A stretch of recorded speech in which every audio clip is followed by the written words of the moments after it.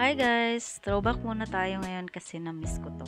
So, ito yung pinagpala ko na kapag Malaysia. Salamat kay Lord.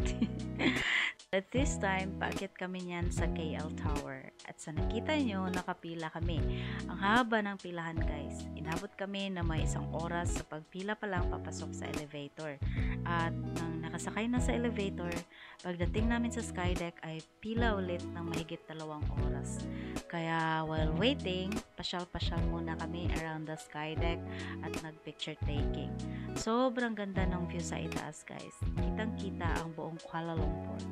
And guys, FYI pala, mura lang bayad namin sa pag-akit dyan. Nasa mga 600 pesos lang yata yon. Kaya if mag-Malaysia kayo, try nyo din. Sabi pa nila, mas maganda pa daw ang view tuwing gabi. And by the way, walang nagbibenta ng tubig at pagkain sa skydeck kaya magbaon na lang kayo for your convenience.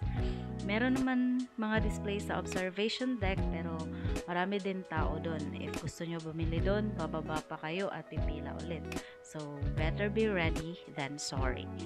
Nung tinawag na number namin, hindi man lang umabot ng 5 minutes yung experience namin sa Skybox.